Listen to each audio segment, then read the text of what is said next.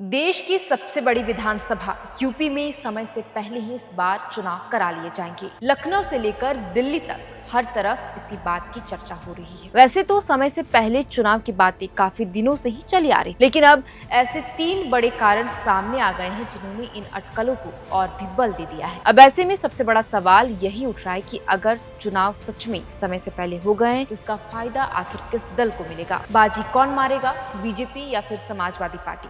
हालांकि इन खबरों में कितना सच है यह तो आने वाले वक्त में ही पता चलेगा, लेकिन राजनीतिक गलियारों में जो संकेत मिल रहे हैं उससे इसे नकारा नहीं जा सकता।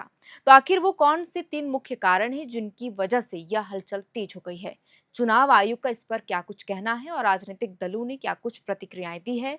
आज की इस वीडियो स्टोरी में हम इन्हीं तमाम सवालों पर विस्तार से बात करेंगे। नमस्कार, हमारा नाम है शरतन और आप देख रहे हैं एयर नाउ। दरअसल यूपी में समय से पहले चुनाव होने की अटकलों को और बल तब मिला जब बीते 8 जून को दिल्ली में हुई इंडिया ब्लॉक की बैठक में 25 राजनीतिक दलों के नेता पहुंचे थे, जिसमें सपा प्रमुख अखिलेश यादव भी शामिल थे। कांग्रेस अध्यक्ष इस दौरान मल्लिकार्जुन खड़गे ने कहा कि एसआईआर और चुनाव निष्पक्ष कराने के लिए हम सीजेआई को पत्र लिखेंगे। दूसरा यह कि अखिलेश यादव ने बैठक में शामिल होने से पहले ही राहुल गांधी के साथ दलित और पिछड़ा वर्ग के नेताओं के साथ बैठक की और चुनाव से पूर्व ही पीडीए फॉर्मूले को और मजबूत करने की बात पर चर्चा की गई। तीसरा यह कि भाजपा संगठन महामंत्री धर्मपाल सिंह का 4 जून को एक बयान सामने आया, जिसमें उन्होंने कहा कि यूपी विधानसभा चुनाव में पश्चिम बंगाल चुनाव मॉडल अपनाया जाएगा। 1.76 लाख बूथ पालक तेजी से नियुक्त कर लीजिए। यहाँ भाजपा के 98 संगठनात्मक जिलों के अध्यक्ष मौजूद है। यही वो 3 बड़े संकेत हैं जो इस बात को और बढ़ावा दे रहे हैं कि यूपी में समय से पहले चुनाव हो सकते हैं। बहरहाल, अब बात करते हैं उन 3 बड़े कारणों की जिनकी वजह से यूपी में समय से पहले चुनाव की चर्चाएं तेज हो गई है। पहला और सबसे बड़ा कारण तो यही है कि देश में चल रही जनगणना। दरअसल देश में जनगणना का पहला चरण इस साल 30 सितंबर तक चलना है। इसके बाद अगले साल यानी 9 से 28 फरवरी 2027 के बीच इसका दूसरा चरण होगा, जिसमें लोगों की सामाजिक, आर्थिक और जातीय जानकारी जुटाई जाएगी। आपको बता दें कि यूपी में इस काम के लिए 5.25 लाख से भी अधिक शिक्षकों और 60 से भी अधिक एसडीएम और डीएम की ड्यूटी लगी है। वहीं दूसरी तरफ यूपी में पोलिंग बूथों की संख्या बढ़कर करीब 1.25 लाख यानी 1.77 लाख हो चुकी है, जिसके लिए चुनाव ड्यूटी में 7 लाख से ज्यादा कर्मचारी चाहिए। चुनाव अधिकारियों का कहना है कि जो स्टाफ जनगणना करता है वही चुनाव भी कराता है।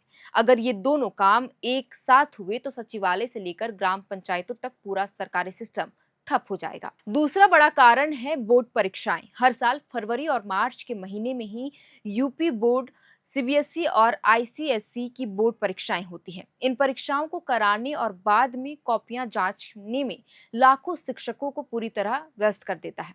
ऐसे में कयास लगाए जा रहे हैं कि दोनों काम एक साथ संभालना मुश्किल हो जाएगा इन शिक्षकों के लिए। इसीलिए चुनाव पहले कराए जा सकते हैं। हालांकि साल 2022 में विधानसभा चुनाव खत्म होने के बाद बोर्ड की परीक्षाएं आयोजित कराई गई थी। तीसरी और आखिरी वजह यह है कि आर्थिक मंदी और महंगाई का बदलता माहौल। खुद प्रधानमंत्री नरेंद्र मोदी और विपक्ष के नेता राहुल गांधी आने वाले दिनों में आर्थिक संकट और महंगाई को लेकर चिंता जता चुके हैं। माना जा रहा है कि वित्तीय वर्ष की आखिरी तिमाही में मंदी और महंगाई का सीधा असर आम जनता की जेब पर दिख सकता है।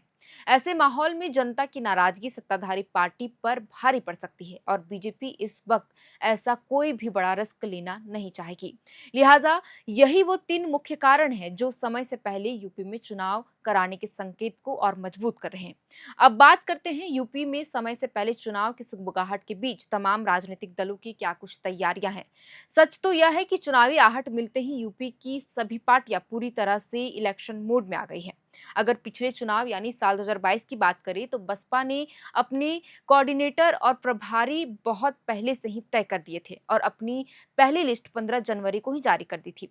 वहीं समाजवादी पार्टी और बीजेपी ने आचार संहिता लगने के बाद क्रमशः 13 जनवरी और 15 जनवरी 2022 को अपने उम्मीदवारों की पहली सूची सामने रखी थी, लेकिन इस बार माहौल बदला हुआ है और तैयारियां कहीं ज्यादा तेज हैं। सबसे पहले बात सत्ताधारी बीजेपी की करें तो पार्टी ने अपनी चुनावी रणनीति के तहत सभी जिलों के दौरे शुरू कर दिए हैं।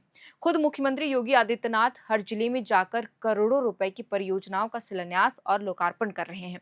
बूथ जीता चुनाव जीता के पुराने मंत्र के साथ बीजेपी अपने संगठन को मजबूत करने में पूरी तरह से जुट गई है, जिसके तहत 11 सदस्यों वाली बूथ कमेटियां का जमीन पर जाकर वेरिफिकेशन किया जा रहा है।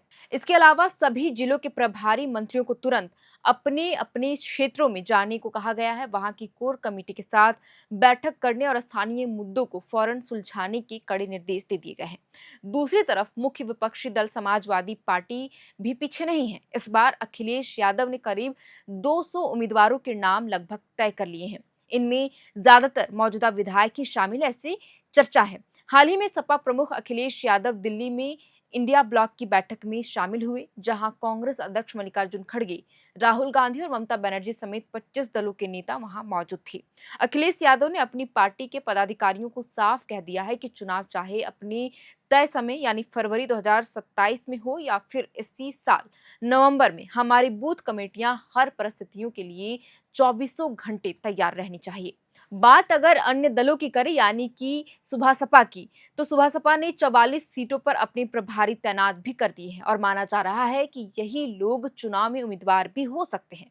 वहीं बसपा यानी कि समाजवादी जो मायावती की पार्टी है, उसकी अगर हम बात करें तो मायावती ने भी अंदर खाने करीब 50 सीटों पर अपने प्रभारियों के नाम फाइनल कर लिए हैं, जिनमें से 5 नामों का ऐलान सार्वजनिक तौर पर किया जा चुका है।